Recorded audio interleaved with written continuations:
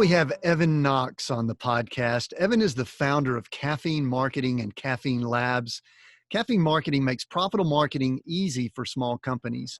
Caffeine Labs is the education arm of the caffeine family. That's a lot of caffeines in that intro there of the caffeine family. I'm feeling jacked up already. He gives entrepreneurs the exact blueprint to run in order to grow the company they've been dreaming of. Welcome, Evan. My first question is usually the same. We heard your bio. They're always awesome. Everybody's bio is awesome. But I like to ask people, elevator pitch. What do you really do? We're on an elevator together. Share with us. What do you do? Yeah, it's great. Tim, thanks for having me. Most entrepreneurs and business owners just throw money onto the wall, hoping something will stick. At Caffeine Marketing, we create marketing that's actually profitable for these small companies so that they can have the business they've really been wanting and dreaming of. Yeah, that's good. And I appreciate it. Sometimes I ask people for an elevator pitch and like 7 minutes later, we're still talking. I'm going, man, I don't know. Yeah, you're like, I'm gone. I'm already off the elevator. I know. I love marketing guys. They could hopefully get to the point. All right. Now I've done some research on you the last few days. We were kind of connected, online, socially. So don't know a lot about each other, but let me tell you, man, I loved finding out about you. You are located in where? Atlanta, Georgia.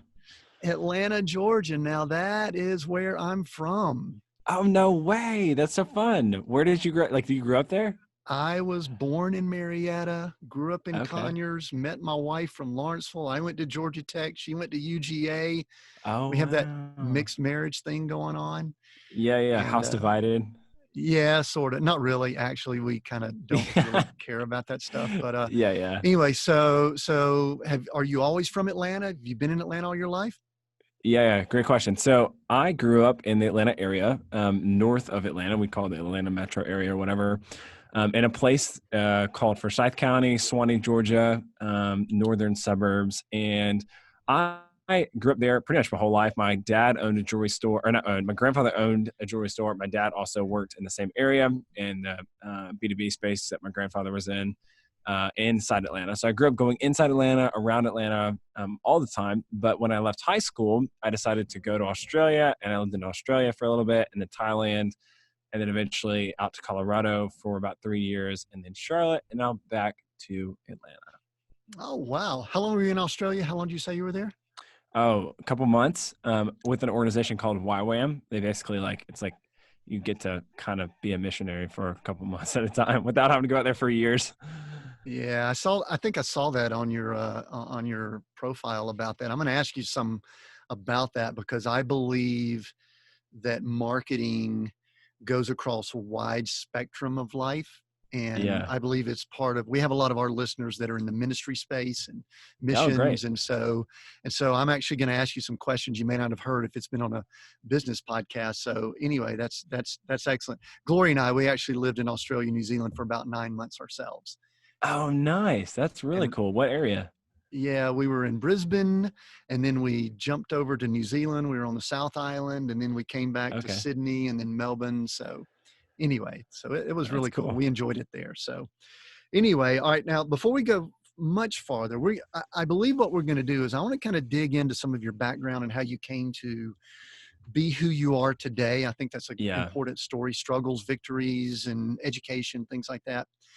And then I want us to get into some really, really good training for people in their own business, entrepreneurs, leaders, also ministers in the marketing arena. But the first thing I want to ask you before I get into your background is caffeine marketing. I said it, I don't know how many times during your bio.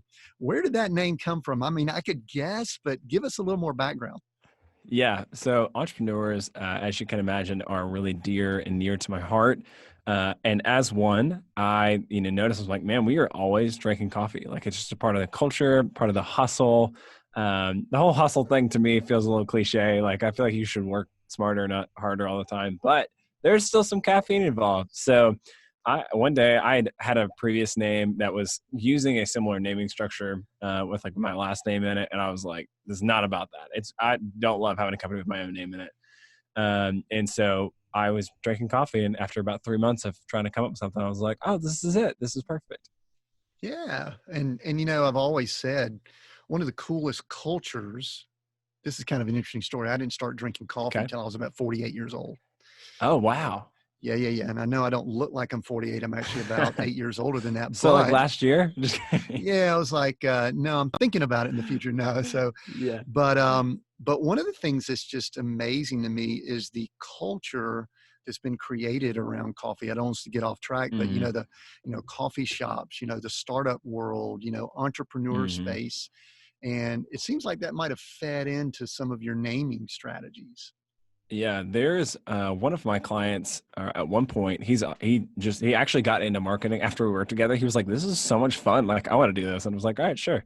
I'll tell him how I kind of went about it. But yeah, I mean, I've always worked with, you know, small business owners, entrepreneurs, but then I got to work with this actual coffee company, like they roasted coffee. And I just thought it was super interesting. Like it's kind of a hard niche, to be honest. Like I thought about like, going into like either acquiring an existing coffee shop, but yeah, a lot of hustle has to be involved for those guys. Like roasting stuff in the middle of the night, not fun for me. Not want to do that. I think there's also, this is a word I use a lot being a coach and working with organizations myself. I think caffeine to me speaks of the word energy, Yeah, and I think marketing brings energy to organizations. Don't you agree? I do. And I couldn't get quite behind it. I feel like it was too cheesy. But the first idea was we fuel growth. You know, it's like a little cliche, so I couldn't do it. I just couldn't commit to it. But yeah, we fuel growth. So that's the caffeine was the original caffeine motto. So yeah, I definitely think there's an energy transfer for sure. I do kind of like that. That's good. So now one other thing, I'm going to kind of ask you some general questions about marketing and all, and then get into things on your site. And we're going to link to where people can get in touch with you and all, and we'll talk about, what you maybe can offer people towards the end of the podcast episode. Yeah. But you list a bunch of services. I mean, I'm going to just rattle off a few. Facebook marketing, influencer marketing. We could kind of talk about that word influencer. There are times in my age bracket that word really irritates me. I understand it. But anyway, digital marketing, strategy, consulting, coaching. Mm-hmm. What's your main thing? What's your bread and butter? Is there any of that? Is it all of that? Is it a shotgun approach, rifle approach? Tell me a little bit about that. Yeah, I'd say we're unique in that we try to create marketing strategy that is profitable for companies. And I say that not as a cliche thing like that we just aspire to, but there are people that we will work with or not work with, but we are potential clients multiple times throughout the year that will say, hey, honestly, we're not a good fit. I don't think that we should work together because whatever we do for you, I don't see how this is going to be profitable. Either their business model's not there or, our services are going to be too expensive for their product margin, whichever. So we're unique in that approach that we will only work with people that I'm like confident that this is going to be profitable for, and they're going to see a great return on investment. Now, the actual like hand-to-hand combat of like what we're known for is marketing strategy first. And so actually creating the marketing strategy that's profitable. And then second would probably be creating a sales funnel through a website, lead generator, PDF, and then email series. And then lastly is that top of the funnel advertising with Facebook ads, YouTube ads, et cetera. Yeah, and that's good. I love that you lead with strategy because, and I'm sure you have this often, I have people come to me all the time and say, I had somebody recently say, hey, I want to start a podcast. I guess I'm in the podcast space now. So people think, oh, I want to start a podcast. And my answer is, let's have a conversation, because to me, podcasting is a tool. It's a marketing tool or an information tool. And we need to discuss strategy first. So I love that. So it looks like you can bring people in and then you can go all type of directions, correct? Yeah, absolutely. And I'd want to really not, speak poorly of the miscellaneous individuals out there, but there are a lot of agencies that they just offer, they have their product or their packages, and you can get package A, B, or C.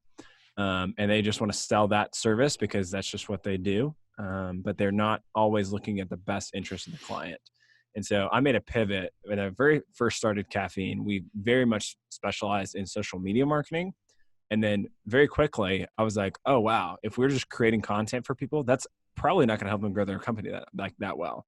and then drilling down to the bottom, what do these business owners or, CMOs or marketing directors, what do they want? They actually want to drive a return on investment from, like a really high one.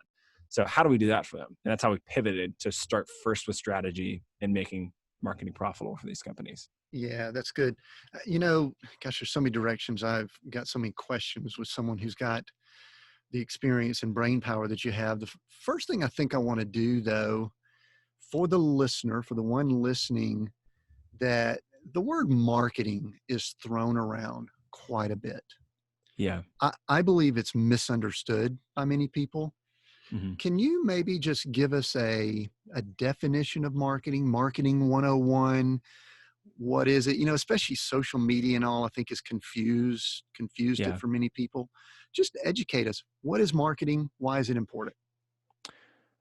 Marketing, quite simply, is 3 phases that you're walking a potential customer through in order for them to do business with you or to achieve some goal in, your ministry or organization or whichever. The first one is brand awareness. So the first stage in marketing is that people actually become aware of your brand.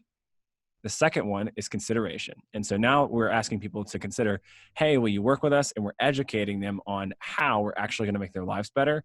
And the third one is conversion. And so the goal in marketing is to just walk people down these 3, down through this funnel from brand awareness to consideration to conversion, ultimately conversion being the work with you, become a client or a customer or donate, whatever, attend on a Sunday, whatever that may be. But marketing is simply the process of moving people from brand awareness to consideration to actually finally working with you. So most people have a brand awareness problem, which is people aren't even aware that their business or organization exists. So they will never have anyone do business with them because they'll never even know who they are. And some people don't have the right sales funnels or follow-up sequences or ways to educate their customer how they're going to make their lives better. Like that sales funnel we were mentioning earlier, that's the brand awareness consideration phase. And then lastly, the commitment is like, what systems and processes do you have to make it really easy for people to want to work with you? And how do they actually do that? Okay, good. You listed something that I loved. I've never talked to someone that has gone through the Donald Miller Story Brand certification. Yeah. And I love that. I read that and I said, oh my gosh, we can almost have a whole episode on conversing about that. Totally. Again, I want us to get into some tips for people that are running like Joe's Plumbing Service or, ABC Church or whatever at the end of the episode. But can you at least tell us now, what is that story brand? I'm going to let you give a little bit of background and how it's come to be and what it is that is the certification. Yeah, totally. So Story Brand is now a sub part of a bigger company called Business Made Simple. But Story Brand was originally created by this guy named Donald Miller. Donald Miller is a best-selling author who had been in the business space before, then he became an author, and then eventually he came back to the business space and he created a 7-part story framework that invites customers into a story instead of making your business the hero. Your business is the guide. And so it creates this 7 parts of a messaging framework that we use to actually create our clients' messaging and all the marketing that we're creating, if that makes sense. So a certification with them is we are certified as a guide to use that framework in order to create our marketing for our clients. So you could learn the framework. We can't necessarily teach, I don't run seminars on how to understand the story brand framework. That's what they do. They actually teach the framework, but we actually execute it because often businesses are so close to their own company. It is so hard to articulate what they do, how it makes people's lives better. And then it's even harder to actually execute on the sales funnels, the websites, because they've got the whirlwind. Chris McChesney and his 40X is it's a principle of we're just caught up in the day to day. There's always the next day.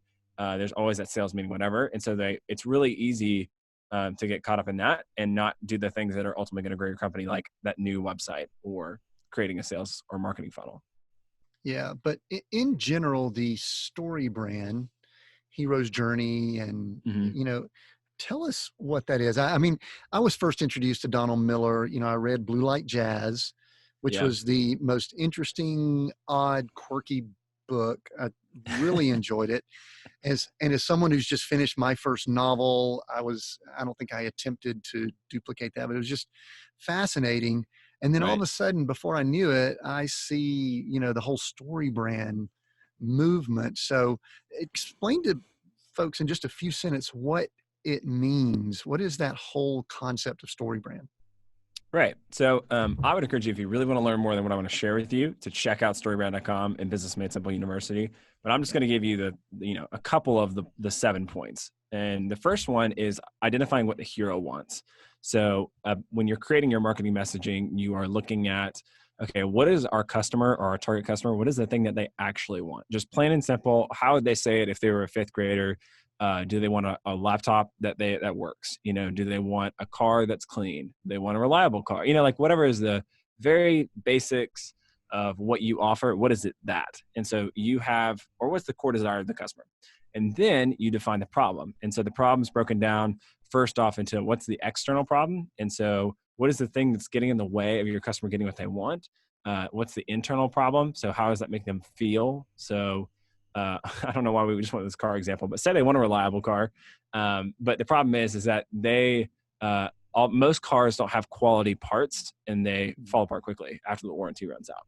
And that leaves them feeling frustrated. And so that's the internal problem. And then philosophical is when you align yourself with a customer and you say, hey, that's just wrong. So we believe that cars shouldn't fall apart and break down on you. And so now you've basically said, hey, there's the 3 problems, the external, the internal, which is how does the external problem make them feel? And then what's just plain wrong about what they're experiencing?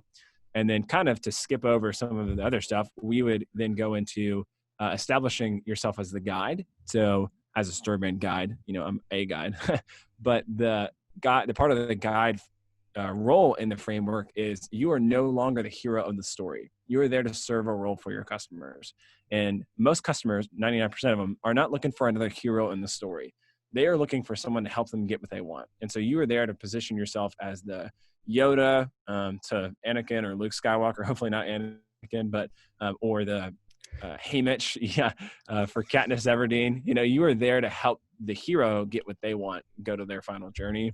And then there's some calls to action in there, but ultimately you're going to paint a picture of success and failure for your customer.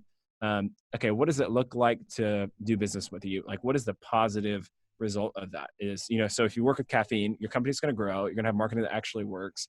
You're going to, have peace of mind in your business because it's going to scale, and you're going to have the company of your dreams. So all 4 positive things of working with my company.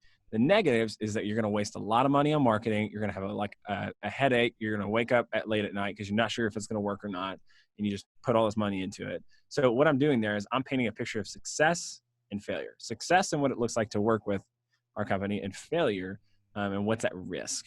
And so we don't want everyone to fear monger anyone, but we just want to let them know what are the stakes here of not doing business with us. So in a nutshell, that's some of the parts of the 7-part framework of story brand. Yeah, that's good. I think that'll help people that may not be aware of that.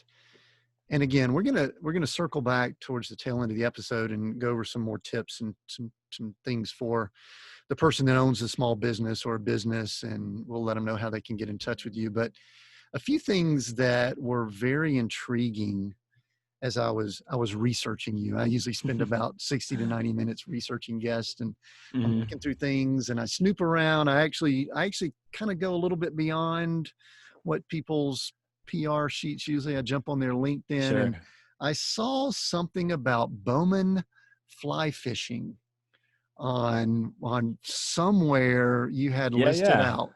What is your role with Bowman fly fishing?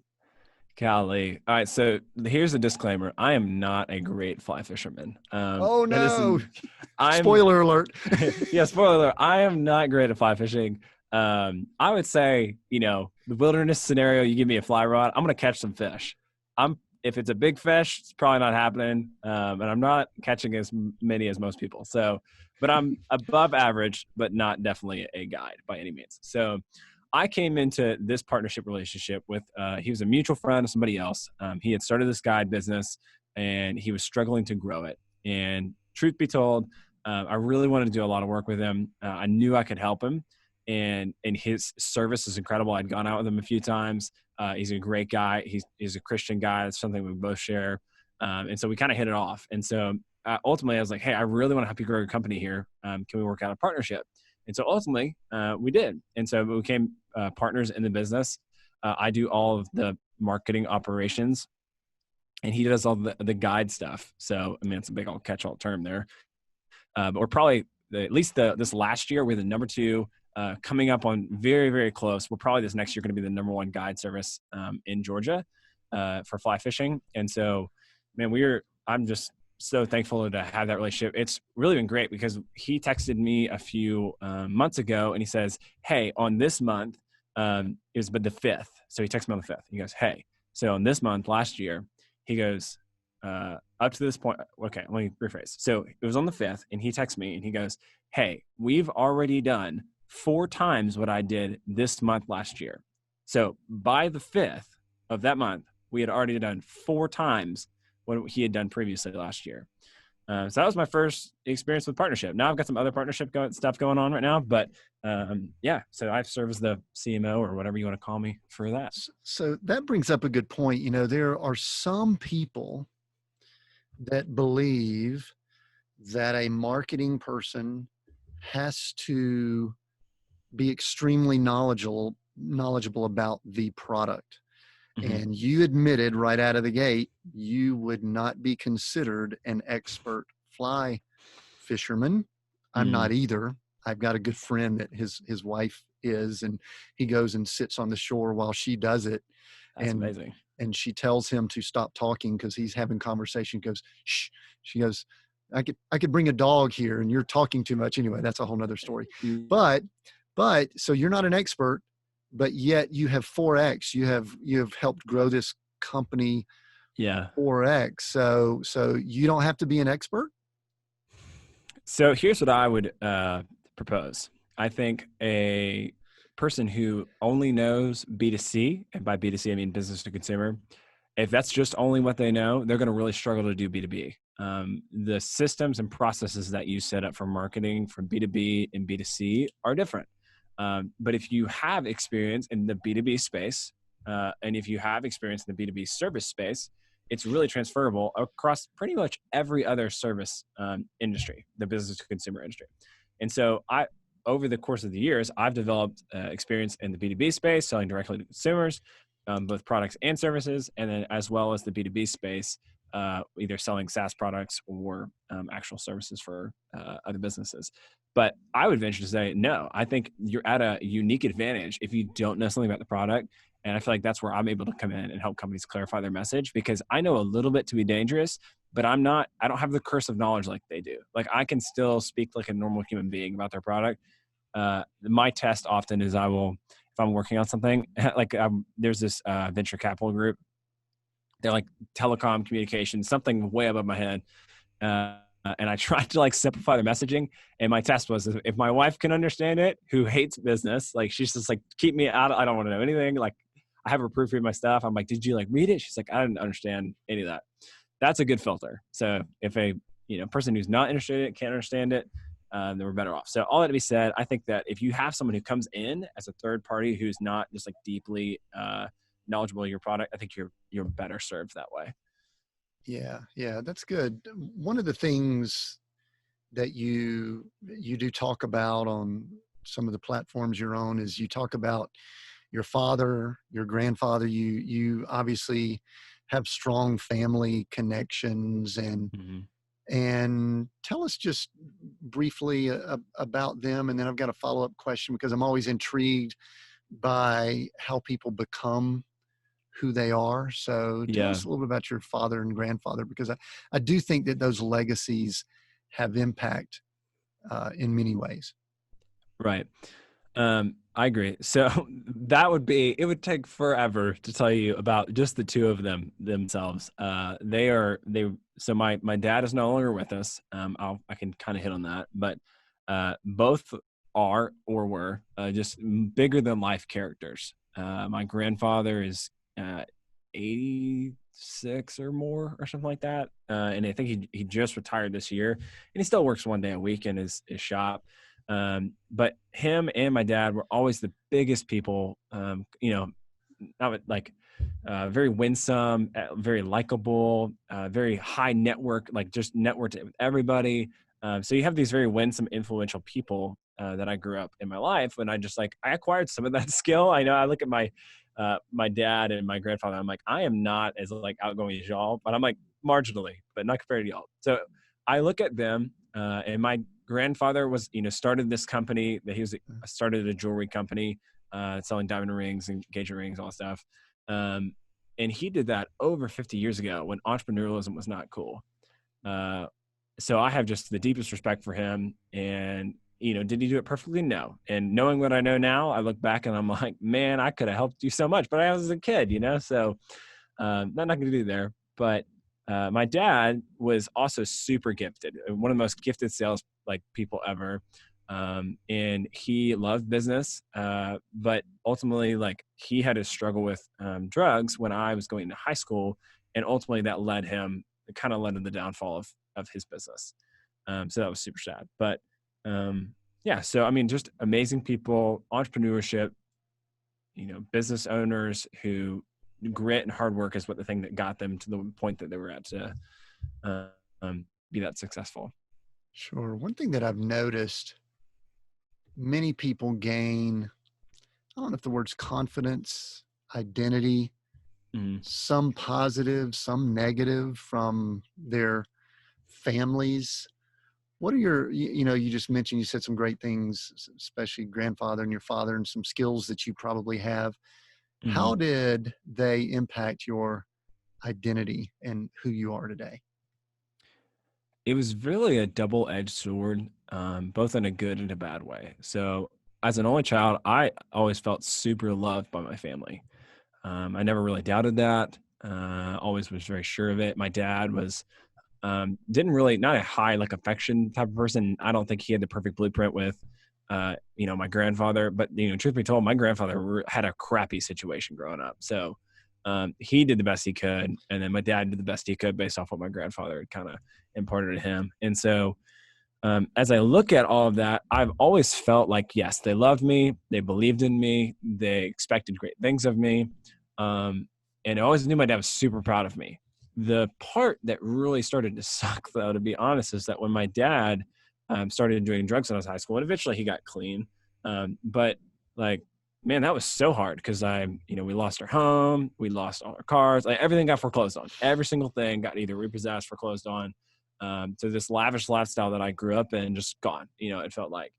And I had a lot of my identity just in that, in being this kind of well-off kid. And so when that was taken from me, and my dad, it seemed was the drugs were more important than me, that was really hard for me. And so ultimately that was so I have this double-edged thing where it's I felt super loved, and I knew I was had value, and then all of a sudden it feels like the carpet at some point got yanked out from under me, and I was left to go, okay, well, this adversity can either crush me and I can end up where my dad is at right now, or I'm going to decide to, I'm going to lean into the opposite of that. I'm going to lean into this new faith that I've kind of discovered. And then also, I just don't want to be that when I grow up.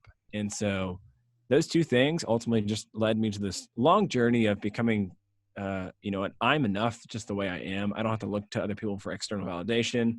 And I think a lot of that was trial by fire. And I wouldn't wish it again, but I think that there's redemptive qualities in the hard stuff I've gone through. Yeah, Gloria and I, my wife and I, kind of mentioned the same thing. I wouldn't wish what we've been through on others, but yet I'm thankful for it because it is part of who we are. You mentioned y'all went through loss. We've had similar stories. What did that do? We're in a very materialistic, accumulation-oriented society, and marketing is very good at feeding that. I work on some of that with clients. You do too. What did it do as far as your mindset about possessions, things, stuff?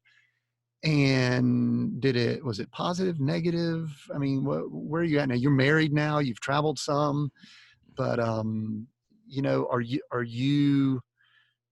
just what's that mindset like after going through that type of loss? There was definitely a scarcity mindset. I remember, and I'll tell you what, my mom worked really hard. So my mom, she was, how do I tee this up? She was struggling with alcohol abuse. She eventually got clean from that. She got clean before my dad got clean. And so they ended up getting divorced. And my mom worked really hard to try and keep us in the house that we were in for like, I could finish out the year in school of like my junior year. And so she works like this awful job that, you know, she's very like, try to be positive about it. But like, I knew it was killing her. She hated it. And then I remember us going to the dentist, and my mom tried her very best and was very like self-aware of how she said stuff or whatever. But I feel like I was pretty intuitive. I was like, all right, there's literally a bank note when I came home one day, like, or whatever whatever the notice is, foreclosure notice in the door. So I'm perceiving these things. I'm aware of it. Like, hey, we're kind of struggling right now. And we were at the dentist. I think I was probably 14 or 15. And the dentist is like, hey, you got a cavity. And my first thought was, I'm so worried if we can pay for that or not. It wasn't like, oh, I got a cavity. I'm like 14 or 15, right? And so I'm so worried in that moment because I'm like, I don't know how we're going to pay for it. I don't know how my mom's going to pay for it. I don't know if like, do you feel guilty because you had a cavity? 100%. And I remember her going, okay, well, hey, we're going to give you some laughing gas or whatever, and we're going to drill it out. And I said, hey, how much does that cost? How much does laughing gas cost? And she's like, I'm gonna go chat. She's like three or 400. I was like, oh no, like just give it to me. And I'm like, I don't need it. Just drill in there. Just like put some local anesthetic in there. And I did this. And my mom, you were gonna tough it up, man, for mom, right? I was, and I'm, you know, I'm almost speechless around that, right? Because I feel I'm very tender towards like younger me in that moment, because you know, mom is here doing the best she can. And then also there's me developing a scarcity mindset of like, oh, I don't have enough. And so I worked super hard. I'd always loved finance and business. And even when I was a kid, my mom had gotten me like books per my request of like Dave Ramsey stuff when I was like 12, which is just like kind of nerdy when I look back at it. But I guess it helped. And so I work really hard. I don't have any debt, and I go do all this stuff, go to like mission work and whatnot. And then I eventually am in Colorado, and I meet my wife, and my sweet wife has $100,000 in debt between student loan debt and a car debt. And that was so hard for me to swallow. And I knew that going in, it wasn't like surprise. She told me before we got married, and that was super hard. And I feel like the scarcity mindset kind of came back out. Like I don't know if we're having enough, whatever. And so at some point I had to kind of let that go to God and release that, and also just be aware that like, hey, it's worked out so far. Like, let's be realistic about this. And so eventually we got to the point where I started caffeine, and we were probably about $70,000 in debt at that point still. And we ended up paying the whole thing off within 3 years of being married. So it's pretty cool how the whole thing worked out. And eventually I try to be as self-aware as I possibly can. I mean, within limits and definitely not perfect, but feeling that scarcity mindset, I'm like, okay, I can't stay that. I can't be that type of mindset and then run a successful business. Yeah. So I had to grow in that for sure. Sure. All right. You kind of mentioned this quickly, and I'm going to ask you to give a little more info. You mentioned your faith.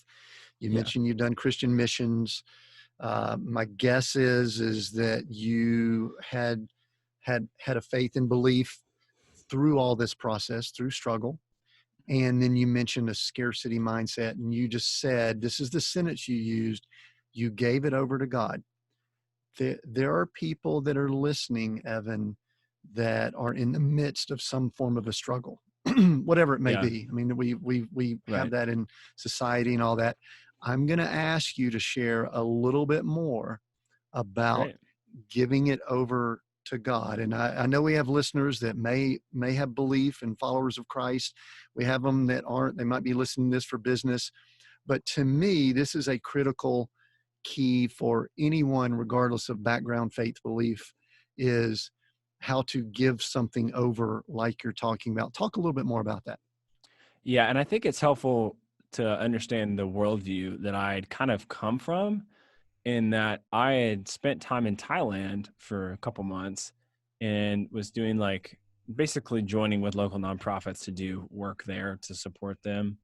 And I had seen people, lines of people in the street. I'm talking like all the way down, like as far as I could see, people on the street, homeless, many of whom were so sick that the odor was overwhelming. And this was near like a really big mall. Like we were like going to go to the mall. We were like, oh, cool, whatever. Like we got a Saturday off, or like we're just gonna like go get. I don't even know where we're doing. So we're like going to go to the mall. And I'm not kidding you. The smell was overwhelming.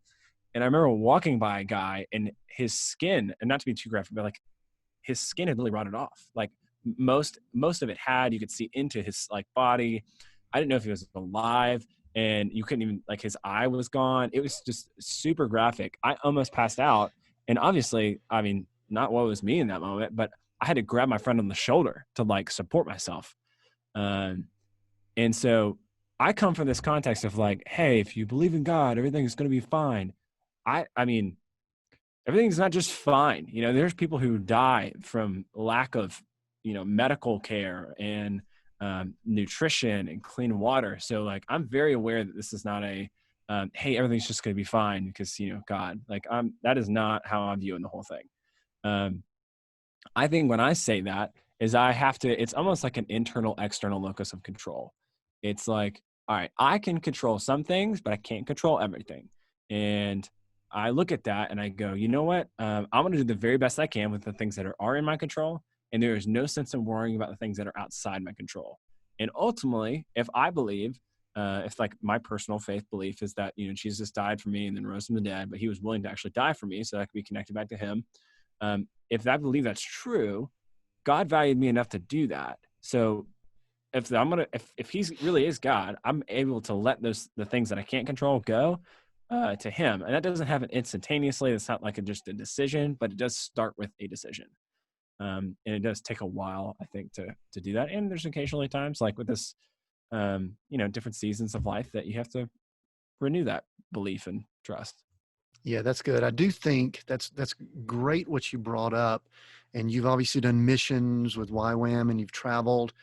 I think that especially people that are believers, they call themselves followers of Christ or Christians, we kind of get trapped into this first world Christian church mindset. Yeah. And, you know, I spent some time with what we call prosperity, you know, gospel churches, which they've like most movements, there's good things, bad things about it. Mm-hmm. And there's this mindset that I'm being blessed if everything's going great. And if you've traveled, my guess is you've seen that we're in a fallen world. We're in a tough world. Right. Absolutely. And so that's good. I appreciate you sharing that and kind of how it led you to who you are.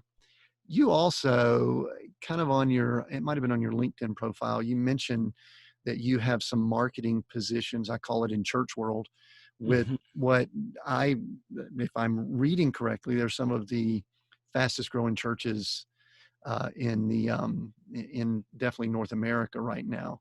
What is it like? You know, we talk business, we talk church world and all. Same principles apply? Is it different? You know, there are a lot of people in church world, I use church world, but that think, you know what, we're just doing God's work and we'll be blessed. Mm-hmm. We don't need marketing. Right. Well, I will say, one of the ones that I love, I was literally coming out of diapers when they were starting the church.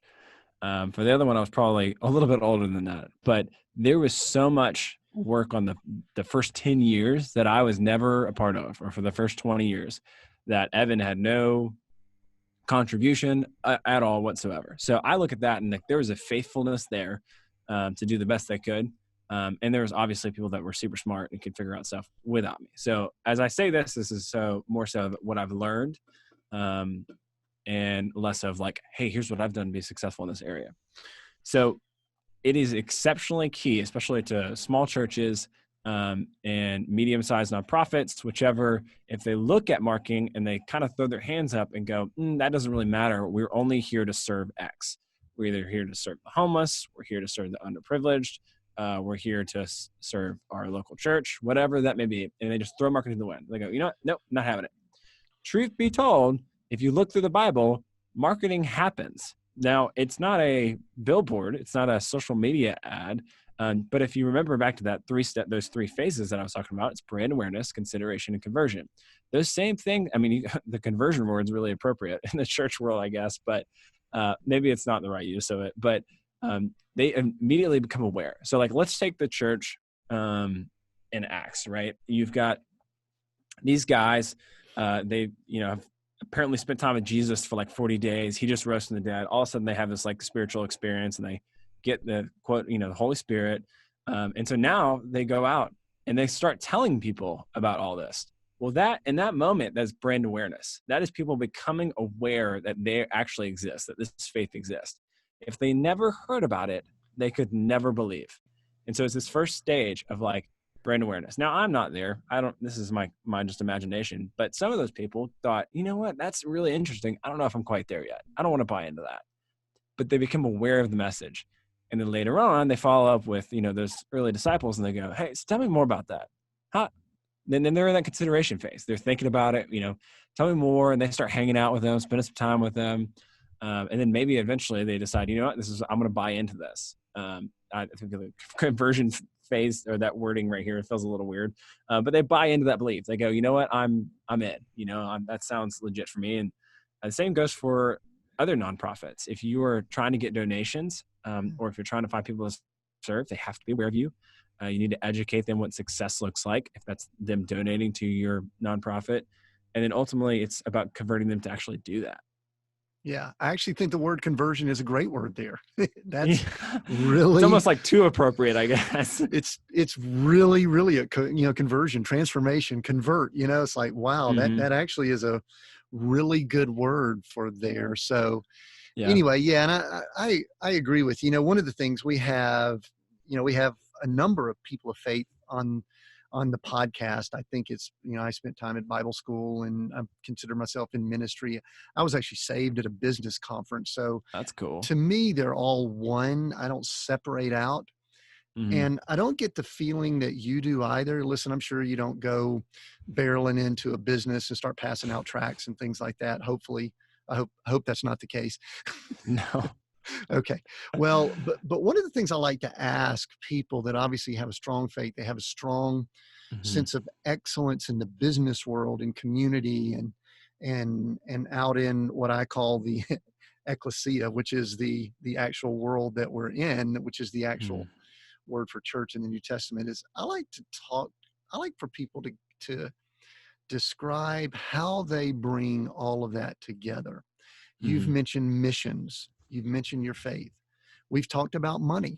I mean, listen, we don't shy away from making money here. We've talked about marketing, which is a funnel that grows, that brings more money into businesses. Or listen, there's a whole funnel in the church world of bringing in money as far as tithes, offerings, and givings that some don't like to talk about. I always get frustrated with ministries that make it hard for people to give them money. But talk about how Evan brings all those together in this one body that you are, spirit, soul, and body, to make it all work. Or is there any conflict? I mean, if you have conflict with that, is there any there? How do you do that?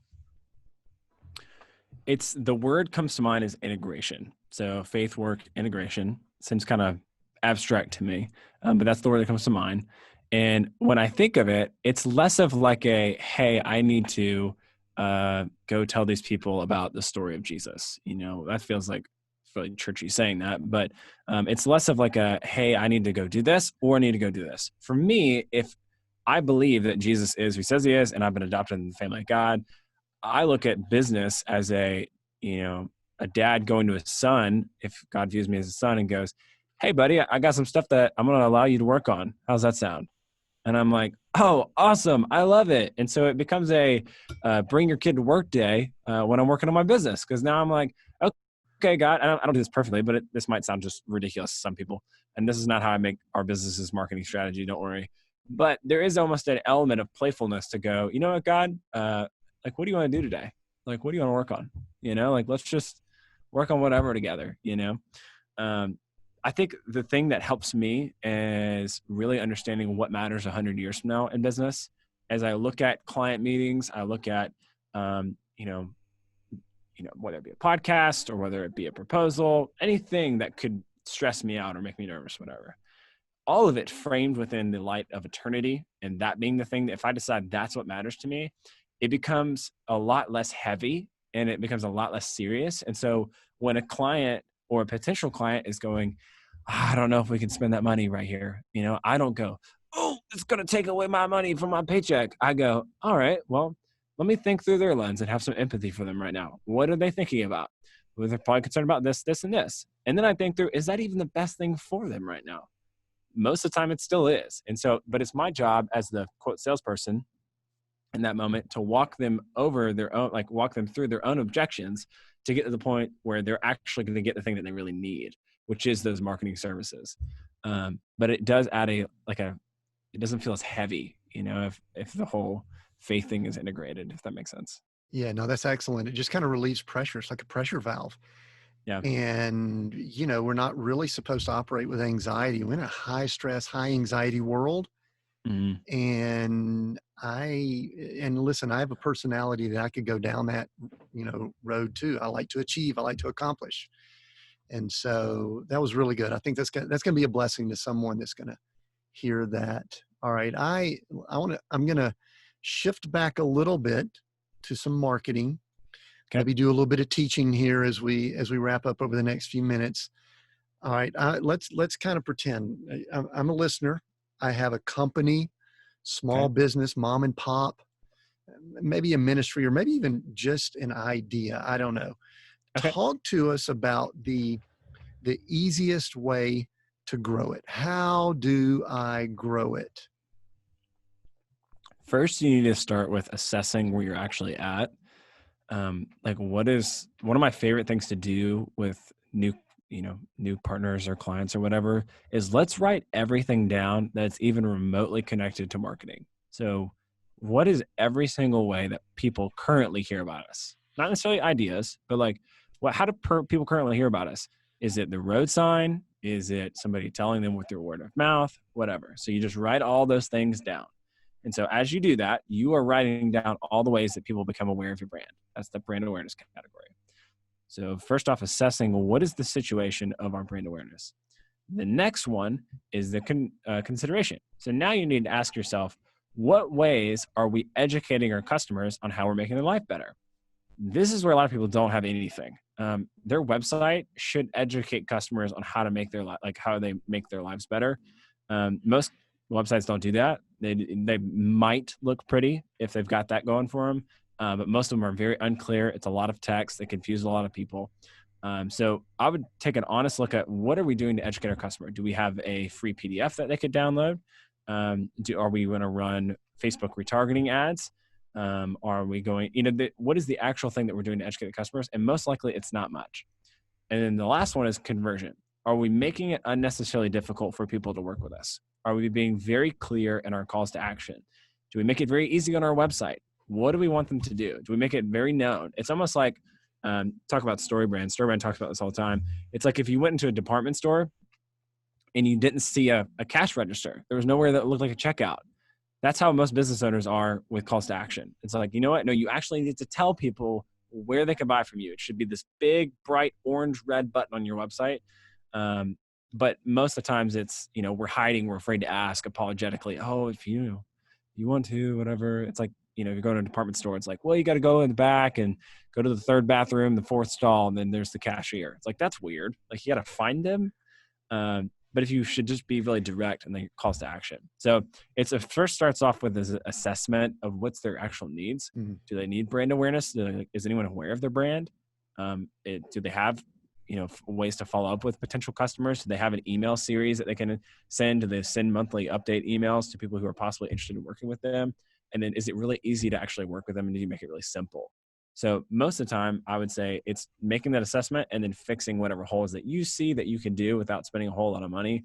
Because, Facebook ads is the easiest way to scale a company, in my opinion, right now. I think it's by far the easiest way and extremely profitable. But the thing is if you don't understand what you actually need and you start doing Facebook ads and you don't know what you're doing, you're going to waste all of your money, like all of it. And so it really starts with a needs assessment and understanding, okay, what do we actually have the problem at? Brand awareness, consideration, conversion. Yeah, that's good, because my guess is I do this and you probably have the same thing. You have people come to you all the time and say, hey, listen, we need to get better on social media. Can you help us with our Facebook? It's not the right question, is it? No, it's not, because ultimately, if that fits in mainly. So if you talk about posting on social media, that mainly fits in that consideration category. And the reason is because these are people who are interested enough in your company that they're going to follow you on social media, but they're not ready to actually buy from you or work with you. And so your job is to educate them on how you're going to make their lives better. And so that's by posting stuff on social media, having a good presence on social media. It literally just looks like having aesthetics that look good on social media for your company. But it's not gonna skyrocket your business if you just create a social media and start posting on it. Yeah, this is something I actually hadn't jotted this down, but something you said triggered it. How do you distinguish or communicate to people the difference between tools and techniques and strategy? Because the question I just asked you is, hey, I need to get more on Facebook. What can you do on Facebook? But yet you've talked about strategy. How do you distinguish those two? Because my guess is like I do, you have a lot of people that they think tools instead of strategy. How do you distinguish the difference? And then how do you move them towards strategy?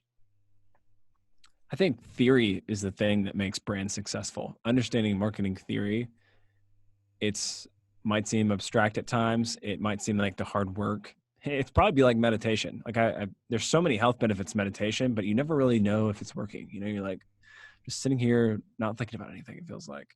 So the heady stuff that is actually just like theory, I would say that that's mainly strategy. Outlining what you're going to do or what you're currently doing, strategy. The actual platform or tools that you're using, obviously that's the tools.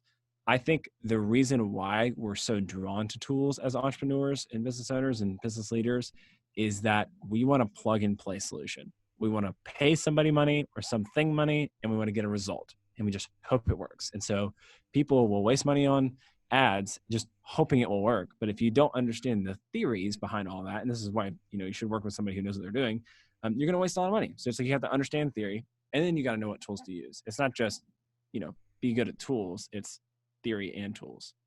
Yeah. One of the things that's really good, and I suspect that's what you bring to the table. You bring that theory to the table when you work with it. It's a thought process. It's a mentality. And it's really good because I agree with the entrepreneurs, business people, leaders. Many times they're looking for a simple silver bullet, magic pill, whatever, red pill, blue pill solution. Right. And it may be that, but there's some complexity to arriving at that. So Caffeine Labs is very intriguing to me because I love the education and, like you just talked about, the theory. Tell us about Caffeine Labs. Caffeine Labs is the next step in helping entrepreneurs and business owners to grow their company. In having done marketing for over 100 different business leaders, I've realized that marketing does not solve all their issues. And most of the time that we create marketing for people, let's say that every dollar they're spending with us or on ads or whatever is getting like every dollar they're getting $5 in return or something like that.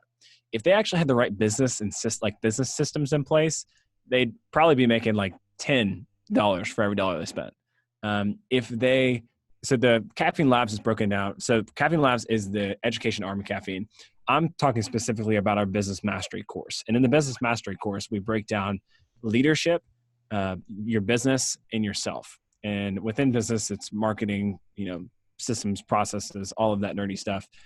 But self is where we start, because ultimately I see so many entrepreneurs who have that scarcity mindset, like we talked about, or another mindset, or they don't take care of their health, they don't take care of their nutrition or their sleep, all these things that are costing their business, but yet they don't address those. And so I remember being one of my clients is a Harvard grad, and the company's doing over $2 million in revenue, probably, some absurd number of margin. I imagine I know they have 50% margin on their products. So let's just put that in perspective. So he's doing fine. As we looked at all that and we looked at the conversion rate on his e-commerce website, it was like add to cart was like 3%, which is about half of what it should be. Conversion rate was dismal. And so conversion rate of actually people buying the product. And so we looked at that and I'm like, hey, I know you want to do all these little things right here. I was like, honestly, what we need to do is we need to like build a new Shopify site. We need to move over from this platform to over here. I know this is going to sound like a absurd thing to you, but I really want you to be successful. If you just increase your on-site conversions, all the Facebook ads and the social media stuff we're doing for you it's going to skyrocket your business. But you're hemorrhaging. You're like running a marathon on one good leg right here. You need two good legs to run a marathon. But here's the thing that got him up. It wasn't not having enough money. It wasn't not having the right strategy. We had all that in place. He had a scarcity mindset. And I said, hey, what's going to cost? It's probably going to be around 20 grand or so. And he was like, oh, could never do that. Could never spend that money. Well, that thing right there, that mentality is going to be the thing that ultimately is his demise. It's ultimately going to be the thing that's going to like keep him from being really successful is that, oh, I can't possibly spend that money. So Caffeine Labs educates business owners on all leadership, business, because leadership, business, and self, so that they can actually get the company they really wanted. Because I was able to blueprint out exactly what I've done and the same strategies that people like Jeff Bezos use in order to hyper optimize like to the 0.1% of every area of their life and business. So that's the business mastery course from Caffeine Labs. Yeah, that's good. You know, one thing you mentioned brought me back to a book I read probably in the early 90s, so I'm dating myself. But it was by John Maxwell, and it basically spelled out there, and he had a lot of great stuff, but he talked about the law of the lid. He said the organization can only grow to the point of the leader, and the leader is that lid. And the organization is going to buy. And it sounds like you guys are working on that, because there's all kind of strategies, techniques you can do, but it can still bump up against that leadership, right? Absolutely. It's crazy. I mean, even just the simple difference between delegation and empowerment. If you have somebody who only delegates, if they do delegate at all, right? So like, we have the control freaks, have to do everything, have to be involved in everything. Then you've got people who delegate.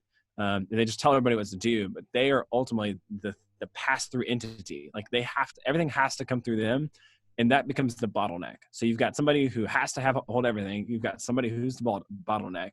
And then the aspirational identity that we should all want to be as leaders is somebody who empowers other people to make decisions. And how you do that, I've blueprint that out in the course. But if you don't do that, you are essentially capping off your growth as a company, because at some point you're not going to be able to actually manage 300 people, while you have to make every decision for them. Sure. A couple questions just to kind of wrap up here. Who's your ideal client? I mean, who's a person that would be like, man, this is who we love to work with? Yeah. It's a small business owner doing less than $25 million a year in revenue. If generally anyone in that B2B, B2C space who is looking to grow their company, they've had some success to get to the point where they're at today. Grit and hard work got them there, but they can't seem to go to the next level. That's our ideal client, is that they are already profitable at some level. Maybe they're not as profitable as they want to be. We can help with that. But yeah, they got to where they're at today through the grit and hard work, but they ultimately need great marketing to get them the company they've been dreaming of. Yeah. It's important for businesses and organizations to identify that ideal client, isn't it? Mm-hmm. Yeah. I mean, there's a handful of like job titles or industries that I'm like, no, I don't want to stereotype you, but like, I just don't work with like X, Y, Z, like none of these people. Sure. From my experience. So. Yeah, that's good. How can people connect with you, Evan? We'll include some things in the notes for this episode, but go ahead and tell us how they can connect with you, get more information, interact with you. How would they do that? Yeah, I think the easiest one is going to be my website. It's going to have links to Caffeine Labs and Caffeine Marketing. So Evan, EVAN, Knox, KNOX.com. And you can always go to caffeine.marketing with no.com if you want to work with my company. But I'd love to connect with you. My Instagram stuff will be on there as well. Okay, excellent. Couple wrap-up questions. What is next for Evan, either in the next few minutes or the next 30 years? What's next for you? Right now, I'm in this unique position where I'm part of this. I call us a micro private equity group, because I'm like, y'all, we're not like a real private equity group, because we're going to sell to a real private equity group. That's the goal. So I joke around with that, but we're doing a lot of stuff. So I'm really excited about that. But that's what I think of for the next like 3 years or so. But when I think 5-10 years from now, I'd love to be in a place where we don't have to work. We don't need any of that stuff. We're totally taken care of financially. And I could just travel and work with nonprofits that I just want to. I just think that'd be fun for my family to go do whatever, and help people, whatever they want. Maybe live in an RV, maybe travel, live in an RV. I'm not kidding you. I look at Airstreams like every quarter. I'm like, oh, we got to buy one, babe. And she's like, I'm not living in Airstream. And I'm like, okay, all right, fine. Well, I'll be routing. I think we're heading east to visit some family in the Atlanta area in the next few months. I'll make sure I connect and Absolutely. Maybe if your wife looks at our 39-foot that we gutted and converted, maybe she'll go, ooh, or maybe she won't. I don't know.